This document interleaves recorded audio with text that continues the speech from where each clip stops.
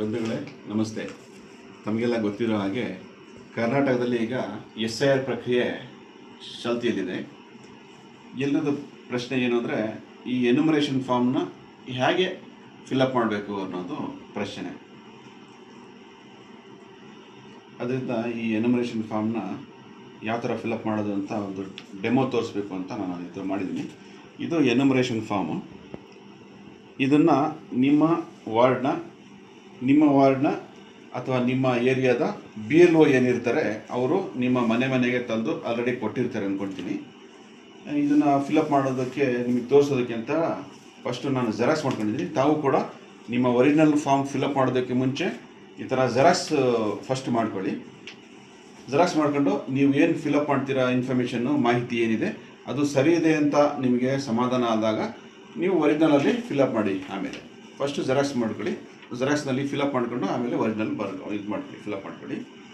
ಇದು ನಾನು xerox enumeration form ತಮಗೆ ತೋರಿಸೋದಕ್ಕೆ ಅಂತ ನಾನು ಇದು ಮಾಡಿದ್ದೀನಿ. ಇದು 4 ಪಾರ್ಟ್ ಮಾಡಿದ್ದೀನಿ ನಾನು. ಈ ಪಾರ್ಟ್ ಏನಿದೆ ಒಂದು ಪಾರ್ಟು, ಇದು 2ನೇ ಪಾರ್ಟು, ಇದು 3, ಇದು 4 ಪಾರ್ಟು. ಈ 1ನೇ ಪಾರ್ಟ್ ಏನಿದೆ ತಮಗೆ ತೋರಿಸೋ ಹಾಗೆ ಇದು ಪ್ರಿಂಟ್ ಇರುತ್ತೆ. ಇದರಲ್ಲಿ ನಾವೇನು ಬರೆಯುವಂಥದ್ದು ಏನೂ ಇರಲ್ಲ. ಬಸ್ ಇದರಲ್ಲಿ ಏನಿರುತ್ತೆ, ನಮ್ಮ ಹೆಸರು, ನಮ್ಮ ಯಾವ ಭಾಗದ ಸಂಖ್ಯೆ ಮತ್ತು ವಿಧಾನಸಭಾ ಕ್ಷೇತ್ರ, ನಮ್ಮ ಫೋಟೋ ಇಷ್ಟು ಇರುತ್ತೆ. ಇದು ಸ್ಕ್ಯಾನ್, ಅದನ್ನು ನಾವು ತಲೆಗೆಡಿಸ್ಕೊಳ್ಳೋದು ಬೇಡ. ಈ ಫೋಟೋ ಇದು ನೋಡ್ಕೊಂಡು ಇಲ್ಲಿ ನಾವು ಹೊಸದಾಗಿ ಇತ್ತೀಚಿನ ಭಾವಚಿತ್ರ ಲಗತ್ತಿಸಿ ಅಂತ ಹೇಳ್ತಾ ಇದ್ರಲ್ಲ, ಇತ್ತೀಚಿನ ಭಾವಚಿತ್ರ ನಾವು ಲಗತ್ತಿಸಬೇಕಾಗುತ್ತೆ. ಆ ಭಾವಚಿತ್ರ ಹೆಂಗಿರಬೇಕು ಅಂದರೆ ವೈಟ್ ಬ್ಯಾಕ್ಗ್ರೌಂಡ್ ಇರಬೇಕು. ನಮ್ಮ ಹಿಂಭಾಗ ಬೇರೆ ಕಲರ್ ಇರಬಾರ್ದು, ಬಿಳಿ ಬಣ್ಣದ ಬ್ಯಾಕ್ಗ್ರೌಂಡ್ ಇರಬೇಕಾಗುತ್ತೆ. ಮತ್ತು ನಮ್ಮ 2 ಕಿವಿಗಳು ಸ್ಪಷ್ಟವಾಗಿ ಕಾಣೋ ಥರ ಇರಬೇಕಾಗುತ್ತೆ. ಮುಸ್ಲಿಂ ಲೇಡೀಸು ಈ ಹಿಜಾಬ್ ಕಟ್ಟೋ ಥರ ಏನಾದ್ರು ಇದ್ದರೆ, ಹಿಜಾಬ್ ಕಟ್ಟಿದ್ರೂ ಕೂಡ ಕಿವಿ ಕಾಣೋ ಥರ ಹಿಜಾಬ್ ಕಟ್ಕೊಂಡು ಫೋಟೋ ತೆಗೆಸ್ಬೇಕು. ಆ ಫೋಟೋನ ಇಲ್ಲಿ ಅಂಟಿಸ್ಬೇಕಾಗುತ್ತೆ. ಅದನ್ನು ಪಿನ್ ಮಾಡೋ ರೀತಿಯಿಲ್ಲ, ಗಮ್ ಹಾಕಬೇಕಾಗುತ್ತೆ. ಇದಾಯಿತು, ಫೋಟೋ ವಿಚಾರ ಮುಗೀತು.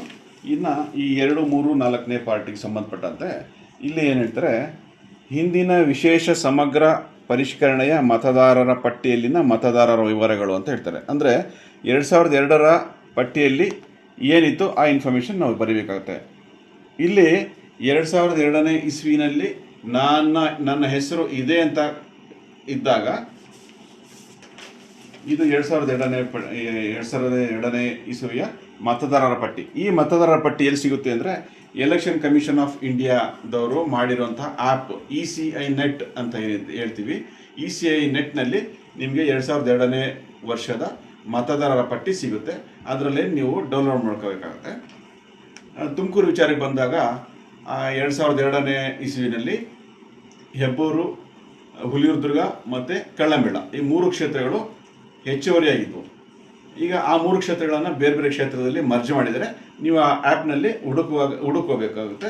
ನಿಮ್ಮ ಆ ಹಳೆ ಕ್ಷೇತ್ರ ಆಯಿತಾ, ಈ ಹೊಸ ಮಾಮೂಲಿ ಈ ರನ್ನಿಂಗ್ ಏನು ಕ್ಷೇತ್ರಗಳಿದೆಯಾ ಅದನ್ನು ನೋಡಿಕೊಂಡು ಹಳೆ ಕ್ಷೇತ್ರದಲ್ಲಿ ಅಂದರೆ 2002ನಲ್ಲಿ ನಿಮ್ಮ ಹೆಸರು ಯಾವ ಕ್ಷೇತ್ರದಲ್ಲಿತ್ತು ಆ ಕ್ಷೇತ್ರದನ್ನು ನೀವು ಡೌನ್ಲೋಡ್ ಮಾಡ್ಕೊಂಬಿಟ್ರೆ ಅದರಲ್ಲಿ ನಿಮ್ಮ ಡೀಟೇಲ್ಸ್ ಎಲ್ಲ ಸಿಗುತ್ತೆ. ಯಾವ ಕ್ಷೇತ್ರ ಇದೆಲ್ಲ ಇರುತ್ತೆ, ಈ ಕ್ಷೇತ್ರದ ಸಂಖ್ಯೆ, ಭಾಗದ ಸಂಖ್ಯೆ, ಈ ನಂಬರ್ ನಾವು ಹುಡುಕೋಬೇಕಾಗುತ್ತೆ. ಈ ನಾವಿಲ್ಲಿ ಫಿಲಪ್ ಮಾಡೋದನ್ನು ನೋಡೋಣ. ಇಲ್ಲೇನು ಹೇಳ್ತಾರೆ, ಮತದಾರರ ಹೆಸರು ಅಂತ ಇರುತ್ತೆ. 2002ನೇ ಇಸ್ವಿನಲ್ಲಿ ನನ್ನ ಹೆಸರು ಮತದಾರರ ಪಟ್ಟಿಯಲ್ಲಿ ಇದ್ದಾಗ ಇಲ್ಲಿ ನನ್ನ ಹೆಸರು ಬರೀಬೇಕು. ಮತದಾರರ ಭಾವಚಿತ್ರ, ಗುರುತಿನ ಚೀಟಿ ಸಂಖ್ಯೆ ಲಭ್ಯವಿದ್ದಲ್ಲಿ ಅಂತ ಹೇಳ್ತಾರೆ. ಅಂದರೆ ಇದು ಆಪ್ಷನಲ್ಲು. ಈ ನಮ್ಮ ಎಪಿಕ್ ಕಾರ್ಡ್ ಏನಿರುತ್ತೆ ಅದರಲ್ಲಿ ನಂಬರ್ ಏನಿರುತ್ತೆ ಅದನ್ನು ಬರೀಬೇಕಾಗುತ್ತೆ. ನಿಮ್ಮ ಹತ್ರ ಕಾರ್ಡ್ ಇಲ್ಲ ಅಂದರೆ ಬರೆಯೋದೇನು ಬೇಕಾಗಿಲ್ಲ, ಅದು ಬ್ಲ್ಯಾಂಕ್ ಬಿಟ್ಬಿಡಿ. ಸಂಬಂಧಿಯ ಹೆಸರು ಅಂದರೆ ಇಲ್ಲಿ ನನ್ನ ಹೆಸರು ಇದೆ, ನನ್ನ ಹೆಸರಿನ ಮುಂದೆ ನಮ್ಮ ತಂದೆ ಹೆಸರು ಇರುತ್ತೆ. ನಮ್ಮ ತಂದೆ ಹೆಸರು ನಾವು ಇಲ್ಲಿ ಬರೀಬೇಕಾಗುತ್ತೆ. ಸಂಬಂಧಿಯ ಹೆಸರು, ಸಂಬಂಧ ಏನು ಅಂದರೆ ತಂದೆ ಅಂತ ಬರೀಬೇಕಾಗುತ್ತೆ. ಜಿಲ್ಲೆ ಯಾವುದು, ನಮ್ಮ ಜಿಲ್ಲೆ ಬರೀಬೇಕು. ರಾಜ್ಯ ಕರ್ನಾಟಕ. ವಿಧಾನಸಭಾ ಕ್ಷೇತ್ರ 2002ನೇ ಇಸ್ವಿನಲ್ಲಿ ನಿಮ್ಮ ಹೆಸರು ಯಾವ ಕ್ಷೇತ್ರದಲ್ಲಿತ್ತು ಆ ಕ್ಷೇತ್ರದ ಹೆಸರನ್ನು ಅಲ್ಲಿ ಬರೀಬೇಕಾಗುತ್ತೆ. ವಿಧಾನಸಭಾ ಕ್ಷೇತ್ರದ ಸಂಖ್ಯೆ ಇಲ್ಲಿ ನಾವು 2002 ಲಿಸ್ಟ್ ನಾವು ಡೌನ್ಲೋಡ್ ಮಾಡ್ಕೊತೀವಲ್ಲ, ಇಲ್ಲಿ ಮೇಲ್ಗಡೆ ಬರುತ್ತೆ ವಿಧಾನಸಭಾ ಕ್ಷೇತ್ರದ ಸಂಖ್ಯೆ ಮತ್ತು ಹೆಸರು ಅಂತ. ಇಲ್ಲಿ ಈ ನಂಬರ್ ಬರುತ್ತೆ. ಮತ್ತು ಭಾಗದ ಸಂಖ್ಯೆ ಇಲ್ಲಿ ಕೇಳ್ತಾರೆ, ಭಾಗದ ಸಂಖ್ಯೆ ಮತ್ತು ಕ್ರಮ ಸಂಖ್ಯೆ ಇಷ್ಟನ್ನು ನಾವು ಫಿಲಪ್ ಮಾಡಬೇಕಾಗುತ್ತೆ. ಇಲ್ಲಿ ಒಂದು ಮುಖ್ಯವಾದ ವಿಚಾರ ಏನು ಅಂದರೆ, 2002ನೇ ಇಸ್ವಿನ ಈ ಮತದಾರರ ಪಟ್ಟಿ ಏನಿದೆ ಅದರಲ್ಲಿ ಏನಿದೆಯೋ ಅದೇ ಹೆಸರನ್ನ ಇದರಲ್ಲಿ ನಾವು ಬರೀಬೇಕಾಗುತ್ತೆ. ಬೈ ಚಾನ್ಸ್ ಒಂದು ಎಕ್ಸಾಂಪಲ್ ಹೇಳಬೇಕಾದಂದರೆ, ನಿಮ್ಮ ಹೆಸರು ತಮ್ಮಣ್ಣ ಅಂತ ಇರುತ್ತೆ, ಒರಿಜಿನಲ್ ಹೆಸರು ತಮ್ಮಣ್ಣ ಅಂತ ಇರುತ್ತೆ. ಆದರೆ ಬೈ ಮಿಸ್ಟೇಕ್ ಇದರಲ್ಲಿ ಈ 2002ನೇ ಇಸ್ವಿನಲ್ಲಿ ತಿಮ್ಮಣ್ಣ ಅಂತ ಆಗ್ಬಿಟ್ಟಿರುತ್ತೆ, ಮಿಸ್ಟೇಕ್ ಆಗಿ ತಿಮ್ಮಣ್ಣ ಅಂತ ಆಗ್ಬಿಟ್ಟಿರುತ್ತೆ. ಅವಾಗ ನೀವು ನಿಮ್ಮ ಹೆಸರನ್ನು ಇಲ್ಲಿ ತಿಮ್ಮಣ್ಣ ಅಂತಲೇ ಬರೀಬೇಕಾಗುತ್ತೆ. ಒರಿಜಿನಲ್ ಹೆಸರು ಒಳ್ಳೆ ಕರೆಕ್ಟ್ ಇರೋ ಹೆಸರು ತಮ್ಮಣ್ಣ ಅಂತ ಇದ್ರೂ ಕೂಡ ನೀವು ಇಲ್ಲಿ ತಮ್ಮಣ್ಣ ಅಂತ ಬರೆಯೋಂಗಿಲ್ಲ, ತಿಮ್ಮಣ್ಣ ಅಂತಲೇ ಬರೀಬೇಕಾಗುತ್ತೆ. ಇದು ಮುಖ್ಯವಾದ ವಿಚಾರ. ನೀವು ನಾನು ಸರಿ ಮಾಡ್ಕೊಳ್ತೀನಿ ಇಲ್ಲಿ ಅಂತ ಹೇಳಿದರೆ ಆ ಥರ ಬರೀಬಾರ್ದು, ತಿಮ್ಮಣ್ಣ ಅಂತಲೇ ಬರೀಬೇಕಾಗುತ್ತೆ. ಇದು 2002ನಲ್ಲಿ ನನ್ನ ಹೆಸರು ಇದ್ದಾಗ, ನನ್ನ ಹೆಸರು 2002ನೇ ಇಸ್ವಿಯ ಮತದಾರರ ಪಟ್ಟಿಯಲ್ಲಿ ಇಲ್ಲದೆ ಇದ್ದಾಗ ನಾನು ಈ ಪಾರ್ಟ್ 2 ಏನಿದೆ ಈ ಬಾಕ್ಸ್ನ ನಾನು ಬರೆಯೋ ಹಾಗಿಲ್ಲ, ಅದನ್ನು ಹಂಗೆ ಬ್ಲಾಂಕ್ ಬಿಡಬೇಕಾಗುತ್ತೆ. ಪಾರ್ಟ್ 3 ಇದೆಯಲ್ಲ, ಈ ಬಾಕ್ಸನ್ನ ನಾನು ಫಿಲಪ್ ಮಾಡಬೇಕಾಗುತ್ತೆ. ಪಾರ್ಟ್ 3 ಇಲ್ಲೇನು ಹೇಳ್ತಾರೆ, ಹಿಂದಿನ ವಿಶೇಷ ಸಮಗ್ರ ಪರಿಷ್ಕರಣೆಯ ಮತದಾರರ ಪಟ್ಟಿಯಲ್ಲಿನ ಮತದಾರರ ಸಂಬಂಧಿಯ ವಿವರಗಳು ಅಂತ ಹೇಳ್ತಾರೆ. ಇಲ್ಲಿ ಮೇನ್ ಕ್ವಶನ್ ಏನಂದರೆ, ಇಲ್ಲಿ ಹೆಸರು ಅಂತ ಇದೆ. ಹೆಸರು ಅಂದರೆ ಎಲ್ಲರದ್ದು ಕ್ವಶನ್ನು ಯಾರ ಹೆಸರು ಬರೀಬೇಕು ಅನ್ನೋದು. ಈಗ ನಾವು ಇಲ್ಲಿ ತಂದೆ ತಾಯಿ, ಅಜ್ಜಿ ತಾತ, ಅಜ್ಜ ಅಜ್ಜಿ ಈ 6 ಹೆಸರು ಜೊತೆ ಮಾತ್ರ ನಮ್ಮ ಹೆಸರನ್ನ ಇಲ್ಲಿ ಮ್ಯಾಪ್ ಮಾಡ್ಕೋಬೇಕಾಗುತ್ತೆ. 2002ನೇ ಇಸ್ವಿನಲ್ಲಿ ನಾನು ನನ್ನ ಹೆಸರು ಇಲ್ಲದೆ ಇದ್ದಾಗ ನಮ್ಮ ತಂದೆಯವರ ಹೆಸರು ಜೊತೆ ಅಥವಾ ನನ್ನ ತಾಯಿ ಹೆಸರು ಜೊತೆ ನಾನು ಇಲ್ಲಿ ಮ್ಯಾಪ್ ಮಾಡ್ಕೋಬೇಕಾಗುತ್ತೆ. ಇಲ್ಲ ಅಜ್ಜ ಅಜ್ಜಿ ಅಲ್ಲ ಅಜ್ಜಿ ತಾತ ಯಾರ ಹೆಸರು ಇರುತ್ತೋ ಅವ್ರ ಹೆಸರು ಜೊತೆ ನಾನು ಮ್ಯಾಪ್ ಮಾಡ್ಕೋಬೇಕಾಗುತ್ತೆ. ಇಲ್ಲಿ ಹೆಸರು ಅಂತ ಇದ್ದಾಗ ನಾನು ಯಾರ ಹೆಸರಿನ ಜೊತೆ ಮ್ಯಾಪ್ ಮಾಡ್ಕೊಳ್ತಾ ಇದ್ದೀನಿ, 2002ನಲ್ಲಿ ನಮ್ಮ ತಂದೆಯವರ ಹೆಸರು ಇದೆ ಅಥವಾ ತಾಯಿ ಹೆಸರು ಇದೆ ಅಂದಾಗ ಇಲ್ಲಿ ಹೆಸರು ಅಂದಾಗ ನನ್ನ ಹೆಸರು ಬರಿಬಾರ್ದು. ನಾನು ಹೇಳ್ತಾ ಇದ್ದೀನಿ, ನನ್ನ ಹೆಸರು ಬರಿಬಾರ್ದು, ನಮ್ಮ ತಂದೆಯವರ ಹೆಸರು ಬರಿಬೇಕಾಗುತ್ತೆ. ಮತ್ತು ಮುಂದುವರೆದು ಮತದಾರರ ಭಾವಚಿತ್ರ, ಗುರುತಿನ ಚೀಟಿ ಸಂಖ್ಯೆ ಲಭ್ಯವಿದ್ದಲ್ಲಿ ಅಂತ ಹೇಳ್ತಾರೆ. ಅಂದರೆ ನಮ್ಮ ತಂದೆಯವ್ರದ್ದು ಇಲ್ಲಿ ನಾವು ಏನು ಹೆಸರು ಬರಿತೀವಿ ಅಥವಾ ತಾಯಿ ಹೆಸರು ಏನು ಬರಿತೀವಿ ಅವರ ಗುರುತಿನ ಚೀಟಿ ಸಂಖ್ಯೆ ಅಂದರೆ ಎಪಿಕ್ ನಂಬರ್ ಅಂತ ಏನು ಹೇಳ್ತೀವಿ, ಎಪಿಕ್ ನಂಬರ್ ಇಲ್ಲಿ ಬರಿಬೇಕಾಗುತ್ತೆ. ಎಪಿಕ್ ನಂಬರ್ ನಿಮ್ಮ ಹತ್ರ ಇದ್ದರೆ, ಇಲ್ಲಾಂದರೆ ಏನು ಬರೆಯೋದು ಬೇಕಾಗಿಲ್ಲ, ಬಿಟ್ಬಿಡಿ. ಸಂಬಂಧಿಯ ಹೆಸರು ಅಂದರೆ ಇಲ್ಲಿ ಆಗಲೇ ನಾನು ತೋರಿಸಿದೆ, ಇಲ್ಲಿ ಹೆಸರು ತಂದೆ ಹೆಸರು ಇಲ್ಲಿ ಬಂದಾಗ ಅವ್ರ ತಂದೆ ಹೆಸರು ಇಲ್ಲಿ ಬಂದಿರುತ್ತೆ, ಅದನ್ನು ಇಲ್ಲಿ ಬರಿಬೇಕಾಗುತ್ತೆ. ಅವ್ರ ತಂದೆ ಹೆಸರು ಇಲ್ಲಿ ಬಂದಿರುತ್ತಲ್ಲ ಇಲ್ಲಿ ಬರಿಬೇಕಾಗುತ್ತೆ. ಸಂಬಂಧ ಇವರು ಇದು ಏನು ಅಂದರೆ ಸಂಬಂಧ ಏನು ಅಂದರೆ ತಂದೆ ಅಥವಾ ತಾಯಿ ಏನಿರುತ್ತೆ ಅದು ಬರ್ಕೋಬೇಕಾಗುತ್ತೆ. ಮಾಮೂಲಿ ಜಿಲ್ಲೆ ರಾಜ್ಯ ಏನಿದೆ ಅದು, ವಿಧಾನಸಭಾ ಕ್ಷೇತ್ರದ ಹೆಸರು ಅದೇ ಮಾಮೂಲಿ ಇಲ್ಲಿ ವಿಧಾನಸಭಾ ಕ್ಷೇತ್ರದ ಸಂಖ್ಯೆ ಮತ್ತು ಭಾಗದ ಸಂಖ್ಯೆ ಏನಿರುತ್ತೆ, ವಿಧಾನಸಭಾ ಕ್ಷೇತ್ರದ ಸಂಖ್ಯೆ, ಭಾಗದ ಸಂಖ್ಯೆ ಮತ್ತು ಕ್ರಮ ಸಂಖ್ಯೆ, ಇಲ್ಲಿ ಏನು ಕ್ರಮ ಸಂಖ್ಯೆ ಇರುತ್ತೆ ಈ ಕ್ರಮ ಸಂಖ್ಯೆಯನ್ನು ಇಲ್ಲಿ ಫಿಲಪ್ ಮಾಡೋದು. ಇಷ್ಟು ಪಾರ್ಟ್ 2. ಪಾರ್ಟ್ 3 2002ನೇ ಇಸ್ವಿನಲ್ಲಿ ನನ್ನ ಹೆಸರು ಇದ್ದಾಗ ಪಾರ್ಟ್ 2 ಫಿಲಪ್ ಮಾಡಬೇಕಾಗುತ್ತೆ. ಮತ್ತೆ ಹೇಳ್ತಾ ಇದ್ದೀನಿ, 2002ನೇ ಇಸ್ವಿಯಲ್ಲಿ ನನ್ನ ಹೆಸರು ಇದ್ದರೆ ಪಾರ್ಟ್ 2 ಫಿಲಪ್ ಮಾಡಬೇಕಾಗುತ್ತೆ. ನನ್ನ ಹೆಸರು ಇಲ್ಲದೇ ಇದ್ದಂಥ ಸಂದರ್ಭದಲ್ಲಿ ನಮ್ಮ ತಂದೆ ತಾಯಿ, ಅಜ್ಜಿ ತಾತ, ಅಜ್ಜ ಅಜ್ಜಿ ಇವರು 6 ಹೆಸರುಗಳ ಜೊತೆ ನಾನು ಮ್ಯಾಪ್ ಮಾಡ್ಕೋಬೇಕಾಗುತ್ತೆ. ಸೊ ಅವ್ರಗಳ ಹೆಸರು ಮಾತ್ರ, ಅವರ ಇನ್ಫಾರ್ಮೇಷನ್ ಮಾತ್ರ ನಾನು ಇಲ್ಲಿ ಪಾರ್ಟ್ 3ನಲ್ಲಿ ಫಿಲಪ್ ಮಾಡಬೇಕಾಗುತ್ತೆ. ಇನ್ನು ಮುಂದುವರೆದು ಪಾರ್ಟ್ 4ಗೆ ನಾನು ಬರ್ತೀನಿ. ಪಾರ್ಟ್ 4ನಲ್ಲಿ ಇಲ್ಲಿ ನಮ್ಮ ಜನ್ಮ ದಿನಾಂಕ ಅಂತ ಕೇಳ್ತಾರೆ. ಈ ಬಾಕ್ಸ್ನಲ್ಲಿ ನಮ್ಮ ಜನ್ಮ ದಿನಾಂಕವನ್ನು ಬರೀಬೇಕಾಗುತ್ತೆ. ಆಧಾರ್ ಸಂಖ್ಯೆ ಇದು ಐಚ್ಛಿಕ, ಇದು ಆಪ್ಷನಲ್ಲು. ಇಷ್ಟ ಇದ್ದರೆ ಬರಿಬೋದು, ಇಲ್ಲಾಂದರೆ ಬಿಡ್ಬೋದು. ಅಂದರೆ ಬರೆಯೋಕ್ಕೆ ಇಷ್ಟ ಇದ್ದರೆ ಆಧಾರದು 12 ಡಿಜಿಟ್ ಇರುತ್ತೆ, 12 ಸಂಖ್ಯೆಗಳಿರುತ್ತೆ. ಅದನ್ನು ಕೂಡಿಸಿ ಬರಿಬೇಡಿ, 4 ಡಿಜಿಟ್ ಥರ ಸಪ್ರೇಟ್ ಮಾಡಿ ಪಾರ್ಟ್ ಮಾಡಿ 4 ಡಿಜಿಟ್ ಥರ 3 ಪಾರ್ಟ್ ಮಾಡಿ ಅದನ್ನು ಬರೀರಿ. ಮತ್ತು ಮೊಬೈಲ್ ಸಂಖ್ಯೆ ಅಂತ ಕೇಳ್ತಾರೆ. ಮೊಬೈಲ್ ಸಂಖ್ಯೆ ದಯವಿಟ್ಟು ನೀವು ಏನು ಈಗ ರನ್ನಿಂಗ್ ಇದೆ ಏನು ಯೂಸ್ ಮಾಡ್ತಿದ್ದೀರಾ ಆ ನಂಬರನ್ನೇ ದಯವಿಟ್ಟು ಬರೀರಿ. ಯಾಕೆ ಅಂದರೆ ನಾಳೆ ದಿವಸ ನೀವು ಇದನ್ನು ಫಿಲಪ್ ಮಾಡಿ ನಿಮ್ಮ BLO ಅವರಿಗೆ ಕೊಟ್ಟಾಗ ಅವರು ನಿಮ್ಮ ಏನಾದರೂ ಇನ್ಫಾರ್ಮೇಷನ್ ಇನ್ನೂ ಏನಾದರೂ ಬೇಕು ಅಂತ ಇದ್ದಾಗ ನೀವು ಅವರಿಗೆ ಕಾಂಟ್ಯಾಕ್ಟ್ ಮಾಡಬೇಕಾಗುತ್ತೆ. ಅಥವಾ ಎಲೆಕ್ಷನ್ ಕಮಿಷನ್ ಆಫ್ ಇಂಡಿಯಾಯಿಂದ ನಿಮ್ಗೇನಾದರೂ ಮೆಸೇಜ್ ಬರುತ್ತೆ ಕನ್ಫರ್ಮೇಷನ್ದು, ಅಥವಾ ಇನ್ನು ನಿಮಗೆ ನೋಟಿಸ್ ಕೊಡಬೇಕಾಗಿರುತ್ತೋ ಇನ್ನೊಂದು ಮತ್ತೊಂದು ಏನಕ್ಕಾದರೂ ಒಂದು ಬೇಕಾಗುತ್ತೆ. ಅದರಿಂದ ದಯವಿಟ್ಟು ನೀವೇನು ನಿಮ್ಮ ಈಗ ಬಳಕೆಯಲ್ಲಿರುವ ಮೊಬೈಲ್ ಸಂಖ್ಯೆಯನ್ನು ದಯವಿಟ್ಟು ಇದರಲ್ಲಿ ಬರೀಬೇಕಾಗುತ್ತೆ. ಮತ್ತು ತಂದೆಯ ಅಥವಾ ಪೋಷಕರ ಹೆಸರು, ನಮ್ಮ ತಂದೆಯ ಹೆಸರು ಏನಿರುತ್ತೆ ನಾವಿಲ್ಲಿ ಬರೀಬೇಕಾಗುತ್ತೆ. ನಮ್ಮ ಎಲ್ಲ ಡೀಟೇಲ್ಸ್ ಇಲ್ಲಿರುತ್ತೆ, ಇಲ್ಲಿ ತಂದೆ ಹೆಸರು ಮಾತ್ರ ಕೇಳ್ತಾರೆ. ಮತ್ತು ತಂದೆಯ ಅಥವಾ ಪೋಷಕರ ಮತದಾರರ ಭಾವಚಿತ್ರ, ಗುರುತಿನ ಚೀಟಿ ಸಂಖ್ಯೆ, ನಮ್ಮ ತಂದೆಯದು ಅಥವಾ ತಾಯಿದು ಏನಿದೆ ಅವ್ರದ್ದು ಎಪಿಕ್ ನಂಬರ್ ನಿಮ್ಮ ಹತ್ರ ಅವೈಲೇಬಲ್ ಇದ್ದರೆ, ಲಭ್ಯ ಇದ್ದರೆ ಅದನ್ನು ಬರೀರಿ, ಇಲ್ಲಾಂದರೆ ಏನು ಬೇಕಾಗಿಲ್ಲ, ಅದು ಆಪ್ಷನಲ್ಲು. ತಾಯಿಯ ಹೆಸರನ್ನು ಕೇಳ್ತಾರೆ. ತಾಯಿಯ ಹೆಸರು ಇಲ್ಲಿ ಬರೀಬೇಕಾಗುತ್ತೆ. ಅವರ ಗುರುತಿನ ಚೀಟಿ ಸಂಖ್ಯೆ ಇಷ್ಟ ಆದರೆ ಬರೀಬೋದು, ಇಲ್ಲ ಲಭ್ಯ ಇಲ್ಲ ಅಂದರೆ ಬಿಟ್ಬಿಡ್ಬೋದು. ಸಂಗಾತಿಯ ಹೆಸರು ಅಂತ ಹೇಳ್ತಾರೆ. ಸಂಗಾತಿಯ ಹೆಸರು ಅಂದರೆ ಈಗ ಇಲ್ಲಿ ನಾನು ಫಿಲಪ್ ಮಾಡ್ತಾ ಇದ್ದೀನಿ, ಈ ಎನ್ಯುಮರೇಷನ್ ಫಾರ್ಮ್ನ ನಾನು ಫಿಲಪ್ ಮಾಡ್ತಾ ಇರೋದ್ರಿಂದ ಸಂಗಾತಿಯ ಹೆಸರು ನಮ್ಮ ಮಿಸಸ್ ಆಗ್ತಾರೆ. ನಮ್ಮ ಮಿಸಸ್ ಹೆಸರು ಬರೀಬೇಕಾಗುತ್ತೆ.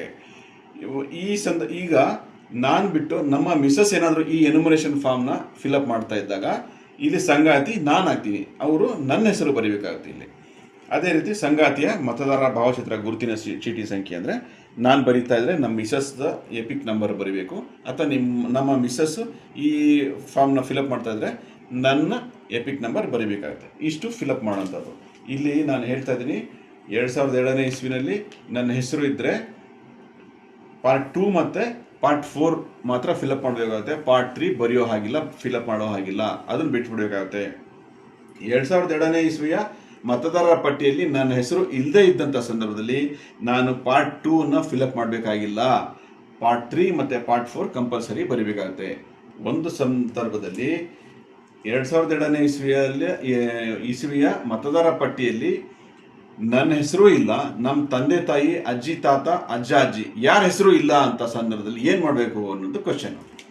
ಆ ಸಂದರ್ಭದಲ್ಲಿ ಪಾರ್ಟ್ 2 ಪಾರ್ಟ್ 3 ಎರಡೂ ಫಿಲಪ್ ಮಾಡಬೇಕಾಗಿಲ್ಲ, ಪಾರ್ಟ್ 4 ಮಾತ್ರ ಫಿಲಪ್ ಮಾಡಬೇಕಾಗುತ್ತೆ. 2002ನೇ ಇಸ್ವಿನಲ್ಲಿ ನಮ್ಮ ಸಂಬಂಧಿಕರದಾಗಲಿ ಅಥವಾ ನನ್ನ ಹೆಸರಾಗಲಿ ಎಲ್ಲೂ ಇಲ್ಲದೇ ಇದ್ದಂಥ ಸಂದರ್ಭದಲ್ಲಿ ಪಾರ್ಟ್ 2 ಮತ್ತು ಪಾರ್ಟ್ 3ನ ಫಿಲಪ್ ಮಾಡಬೇಕಾಗಿಲ್ಲ, ಎರಡೂ ಬಾಕ್ಸಸ್ನ ಕಂಪ್ಲೀಟ್ ಬ್ಲಾಂಕ್ ಬಿಡಬೇಕಾಗುತ್ತೆ. ಪಾರ್ಟ್ 4 ಮಾತ್ರ ಫಿಲಪ್ ಮಾಡಬೇಕಾಗುತ್ತೆ. ಆ ನಂತರದಲ್ಲಿ ಮುಂದುವರೆದು ಇಲ್ಲಿ ಒಂದಷ್ಟು ಸರ್ಟಿಫಿಕೇಟ್ಸ್ ಎಲ್ಲ ಹೇಳ್ತಾರೆ. ನಾನು ಏನೇನು ಇನ್ಫಾರ್ಮೇಷನ್ ಕೊಟ್ಟಿದ್ದೀನಿ ಎಲ್ಲ ಸರಿ ಇದೆ, ಅದು ಇದು ಅದಕ್ಕೆ ಅಂತೆಲ್ಲ ಹೇಳ್ತಾರೆ. ಅದನ್ನು ನೋಡಿಬಿಟ್ಟು ಇಲ್ಲಿ ಸೈನ್ ಹಾಕಬೇಕಾಗುತ್ತೆ ಅಥವಾ ಎಡಗೈ ಹೆಬ್ಬೆಟ್ಟನ್ನು ಹಾಕಬೇಕಾಗುತ್ತೆ. ಆನಂತರ ನಿಮಗೆ BLO ಅವರು 2 ಇದೇ ಥರದ ಫಾರ್ಮ್ ಕೊಡ್ತಾರೆ. 2 ಫಾರ್ಮ್ನಲ್ಲಿ ನಿಮ್ಮ ಹೆಸರನ್ನು ನಿಮ್ಮ ಸಹಿಯನ್ನು ಹಾಕಬೇಕಾಗುತ್ತೆ.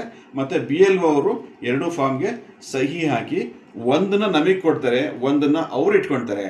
ನಮಗೇನು ಕೊಟ್ಟಿರ್ತಾರೆ ಅದನ್ನು ನೀವು ಹುಷಾರಾಗಿ ಇಟ್ಕೋಬೇಕಾಗುತ್ತೆ. ಫ್ಯೂಚರಲ್ಲಿ ನಿಮಗೆ ಅದು ಬೇಕಾಗುತ್ತೆ. ಯಾವಾಗ ಅಂದರೆ ಆಗಸ್ಟ್ 5, 2026ನೇ ಇಸ್ವಿಯಲ್ಲಿ ಕರಡು ಮತದಾರರ ಪಟ್ಟಿಯನ್ನು ಪ್ರಕಟಣೆ ಮಾಡುತ್ತೆ ಮುಖ್ಯ ಚುನಾವಣಾಧಿಕಾರಿಗಳ ಕಚೇರಿಯಿಂದ. ಕರಡು ಮತದಾರರ ಪಟ್ಟಿಯನ್ನು ಪ್ರಕಟಣೆ ಮಾಡ್ತಾರೆ 5 ಆಗಸ್ಟಲ್ಲಿ. ಆ ಸಂದರ್ಭದಲ್ಲಿ ನಮ್ಮ ಹೆಸರು ಬಂದಿರದೇ ಇದ್ದಂಥ ಸಂದರ್ಭದಲ್ಲಿ ನಾವೇನು BLO ಅವ್ರ ಹತ್ರ ಸಿಗ್ನೇಚರ್ ಮಾಡಿಸ್ಕೊಂಡು ನಾವು ಇಟ್ಕೊಂಡಿರ್ತೀವಲ್ಲ ಅದನ್ನು ತೋರಿಸ್ಬಿಟ್ಟು ನಾನು ಕೊಟ್ಟಿದ್ದೆ ಬಂದಿಲ್ಲ ಅಂತ ಒಂದು ಕರೆಕ್ಷನ್ ಮಾಡೋಕ್ಕಾಗುತ್ತೆ. ಮತ್ತು ಅದು ಅಪ್ಲಿಕೇಶನ್ ಕೊಡಬೇಕಾಗುತ್ತೆ, ಅಬ್ಜೆಕ್ಷನ್ ರೈಸ್ ಮಾಡಬೇಕಾಗುತ್ತೆ. ಇಲ್ಲಿ ಇನ್ನೊಂದು ಕ್ವಶನ್ ಏನು ಅಂದರೆ, ನಮ್ಮ ಸಂಬಂಧಿಕರು, ನಮ್ಮ ಮನೆಯವರು ಅಥವಾ ನಮ್ಮ ಅಣ್ಣ ತಮ್ಮ ಯಾರು ಇದ್ದಾರೆ ಅವರು ಓದೋದಕ್ಕೂ ಅಥವಾ ಕೆಲಸದ ಮೇಲೂ ವಿದೇಶದಲ್ಲಿದ್ದಂಥ ಸಂದರ್ಭದಲ್ಲಿ ಈಗ ಅವ್ರದ್ದು ಇದು BLO ಅವರು ನಿಮ್ಮ ಎನ್ಯುಮರೇಷನ್ ಫಾರ್ಮ್ ಕೊಟ್ಟಿರ್ತಾರೆ. ನಿಮ್ಮ ರಿಲೇಟಿವ್ಸ್ ಯಾರಿದ್ದಾರೆ, ಅಬ್ರಾಡಲ್ಲಿ ಯಾರಿರ್ತಾರೆ, ವಿದೇಶದಲ್ಲಿ ಯಾರಿರ್ತಾರೆ, ಅವರ ಎನ್ಯುಮರೇಷನ್ ಫಾರ್ಮ್ ಕೊಟ್ಟಿರ್ತಾರಲ್ಲ ಅದೇನು ಮಾಡಬೇಕು ಅನ್ನೋದು ಕ್ವಶನ್. ಆವಾಗಲೂ ಕೂಡ ಅವ್ರದ್ದು ಏನೇನು ಇನ್ಫಾರ್ಮೇಷನ್ ಇದೆ ಅದನ್ನು ಫಿಲಪ್ ಮಾಡಿ ಅವ್ರ ಪರವಾಗಿ ನಾನು ಇದನ್ನು ಫಿಲಪ್ ಮಾಡಿ ಕೊಟ್ಟಿದ್ದೀನಿ ಅಂತ ನೀವು ಸಿಗ್ನೇಚರ್ ಹಾಕಿ ಕೊಡಬೇಕಾಗುತ್ತೆ. ಮುಂದಿನ ಕ್ವಶನ್ ಏನು ಅಂದರೆ, ಇದನ್ನು ನಾವು ಕನ್ನಡದಲ್ಲಿ ಫಿಲಪ್ ಮಾಡಬೇಕಾ, ಇಂಗ್ಲೀಷ್ನಲ್ಲಿ ಫಿಲಪ್ ಮಾಡಬೇಕಾ, ತೆಲುಗು ತಮಿಳಲ್ಲಿ ಫಿಲಪ್ ಮಾಡಬಹುದಾ ಅನ್ನೋದು ಕ್ವಶನ್ನು. ದಯವಿಟ್ಟು ಇದನ್ನು ಕನ್ನಡ ಅಥವಾ ಇಂಗ್ಲೀಷ್ ಎರಡೇ ಲ್ಯಾಂಗ್ವೇಜಲ್ಲಿ ಇದನ್ನು ಫಿಲಪ್ ಮಾಡಿದರೆ ಒಳ್ಳೆಯದು. ಆನಂತರದಲ್ಲಿ ನಮ್ಮ ಹೆಸರು ಕರಡು ಮತದಾರರ ಪಟ್ಟಿಯಲ್ಲಿ ಬರದೇ ಇದ್ದಂಥ ಸಂದರ್ಭದಲ್ಲಿ ನಾವು ಅಬ್ಜೆಕ್ಷನ್ ರೈಸ್ ಮಾಡಬೇಕಾಗುತ್ತೆ ಅಂತ ಹೇಳಿದ್ದೀನಿ. ಅಥವಾ ಇಲ್ಲಿ ಏನಾದರೂ ನಾವು ಕೊಟ್ಟಿರೋ ಇನ್ಫಾರ್ಮೇಷನ್ನು ಸರಿ ಇಲ್ಲ, ತಪ್ಪಿದೆ ಅಂತ ನಮಗೆ ಎಲೆಕ್ಷನ್ ಕಮಿಷನ್ ಆಫ್ ಇಂಡಿಯಾಯಿಂದ ನೋಟಿಸ್ ಬರುತ್ತೆ. ಆವಾಗ ನಾವು ಮತ್ತೆ ಆನ್ಸರ್ ಮಾಡಬೇಕಾಗುತ್ತೆ. ಮುಂದಿಂದು ಏನಿದೆ ಮುಂದೆ ನಿಮಗೆ ಗೊತ್ತಾಗ್ತಾ ಹೋಗುತ್ತೆ.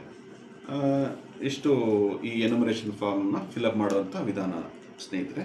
ನಂದೊಂದು ಮನವಿ ಏನು ಅಂದರೆ, ಈಗ ತಮಗೆ ವಿದ್ಯಾವಂತರಿದ್ದೀರಿ, ನೋಡಿಬಿಟ್ಟು ಫಿಲಪ್ ಮಾಡ್ಕೊಳ್ಳಿ. ನಿಮ್ಮ ಫ್ಯಾಮಿಲಿಯ ಎನ್ಯುಮರೇಷನ್ ಫಾರ್ಮ್ನ ಫಿಲಪ್ ಮಾಡಿ. ಅದೇ ರೀತಿ ನಿಮ್ಮ ಬೀದಿಯಲ್ಲಿರುವಂಥ, ನಿಮ್ಮ ಅಕ್ಕಪಕ್ಕದಲ್ಲಿರುವಂಥ ಮತ್ತು ನಿಮ್ಮ ಸಂಬಂಧಿಕರದ ಯಾರು ಅವ್ರಿಗೆ ಫಿಲಪ್ ಮಾಡೋಕ್ಕೆ ಗೊತ್ತಿರಲ್ಲ ಅವರಿಗೆ ಹೆಲ್ಪ್ ಮಾಡಿ, ಅಥವಾ ಓದು ಬರ ಗೊತ್ತಿರಲ್ಲ ಅವ್ರದನ್ನು ನೀವೇ ಫಿಲಪ್ ಮಾಡಿ ಪುಣ್ಯ ಕಟ್ಕೊಡಿ ದಯವಿಟ್ಟು.